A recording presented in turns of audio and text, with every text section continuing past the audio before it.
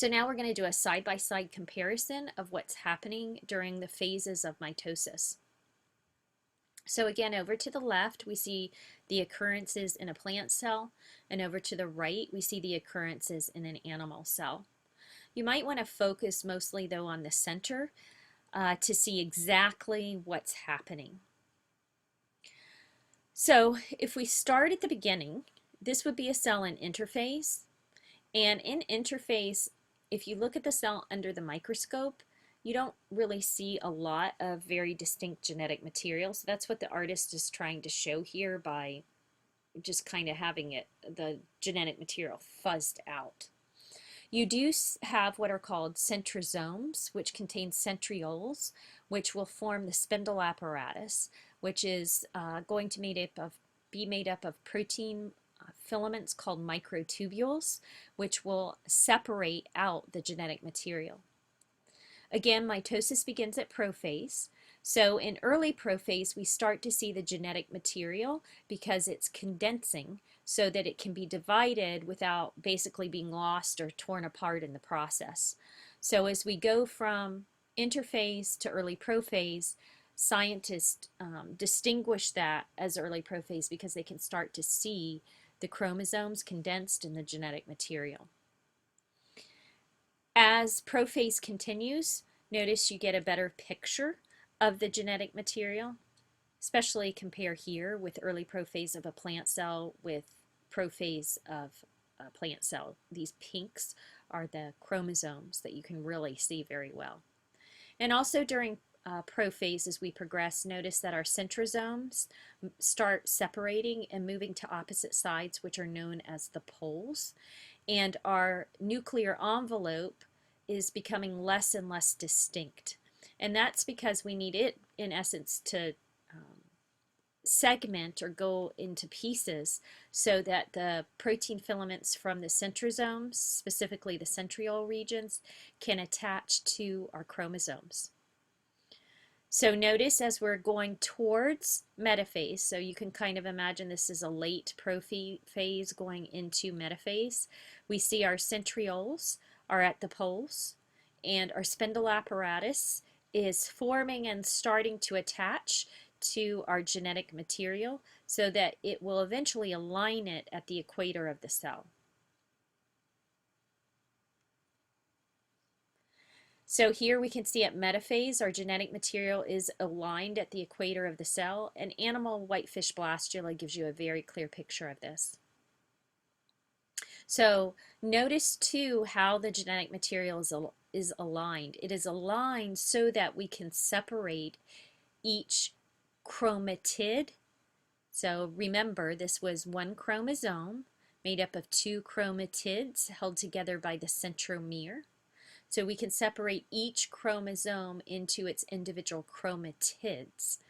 If the spindle apparatus grabbed onto the chromosomes at like their tips here and here, we'd tear the genetic material in half, and we don't want to have that. Then we'd end up in each cell having the same half twice, and we'd be missing the bottom half or the top half. So again, recall, this whole structure is one chromosome. It's made up of, here to the right, one chromatid, and here to the left, the sister chromatid. Each chromatid should be genetically identical to each other. They were formed from the synthesis phase of interphase, which is DNA replication. And notice there's like this gathering. That's called the centromere, where those sister chromatids are aligned and held together. So again, during metaphase, the centrioles are at the poles, the spindle apparatus is forming, and pretty much by the end of metaphase fully formed. And as we progress into anaphase, notice our sister chromatids are being pulled apart. So they're no longer being held together by the centromere. And they're being pulled towards the centrioles, which are at the poles of the cell. So in essence, we're separating out that genetic material. As we get to telophase, we can see that we've separated out the genetic material, and in fact, we're also in cytokinesis here because we haven't just separated the nuclear material, we're also separating the cellular material.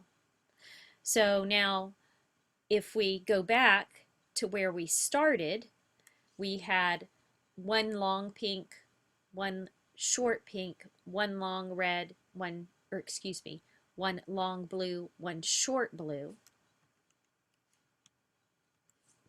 As we progress here, we have one long pink, one short pink, one long blue, one short blue. So these cells are identical to each other, and they're identical to their parent. Remember, this might look a little different because these are the result of synthesis of the DNA. Recall when we started, before they went through a synthesis of DNA, we would have only had this chromosome made up of one chromatid, this chromosome made up of one chromatid, and so forth. So we have achieved nuclear replication and nuclear division. This cell is now has a full complement of genetic material as the parent cell did, and it is identical to its partner cell that was made as it was made. Now, recall cytokinesis is not technically part of mitosis, but it is necessary after the genetic material has replicated and divided. You need to get that genetic material into two separate cells. So up here we see the result of mitosis. This pink structure here is the genetic material that has separated from this genetic material, but they're still within one cell. So we have to separate the cells. So in an animal cell, a ring of contractile filaments called actin and myosin form. Think of it kind of like as a drawstring on a bag or a purse. And it, in essence, pinches the cell in half. And notice up here, our nucleus from one cell and our nucleus from the other cell have been separated from each other through the mitotic process. So when this drawstring forms, it forms in the middle of where those two nuclei were. So we, in essence, pinch the cell in half. So now over here, this is one cell, that daughter cell, that is identical to this daughter cell. This illustration is showing, in essence, the same thing, cytokinesis, but now we are in a plant cell instead of an animal cell.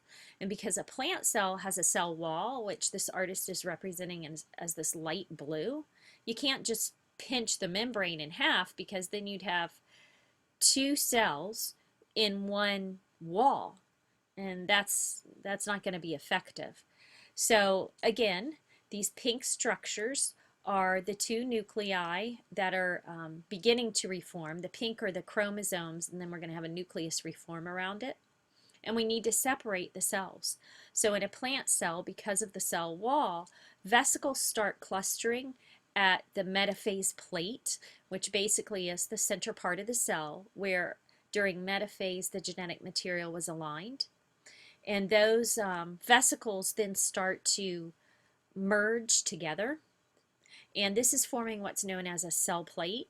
And the cell plate just continues to expand and grow. And when it reaches the plasma membrane, it attaches to the plasma membrane and basically separates the cell in half.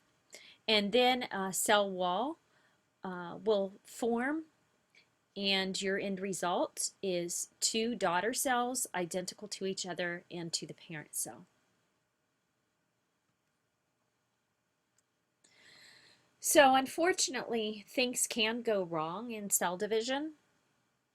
And this is an example of the formation of what's called a neoplasm. And in essence, a neoplasm is where cells that have just uncontrollably divided forms, in essence, like a mass. And you can have a benign neoplasm, which is self-contained, or a malignant neoplasm, which, as you can see here, is not self-contained. And the cells of a malignant neoplasm can break away from where they originated, and they can become attached to blood vessels or lymph vessels, And when they do that, they can release enzymes. They're called hydrolytic enzymes that make an opening in the wall and enter the vessel.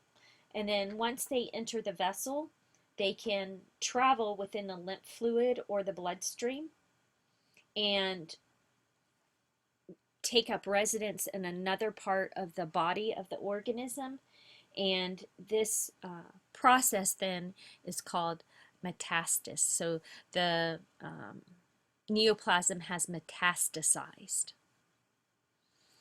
The reason why this is brought up in this chapter is because these neoplasms form as a result of uncontrolled mitotic cell division. That concludes the presentation for week 5, chapter 11. I hope that this information has been helpful, and I look forward to having you attend the week 5, chapter 12 lecture.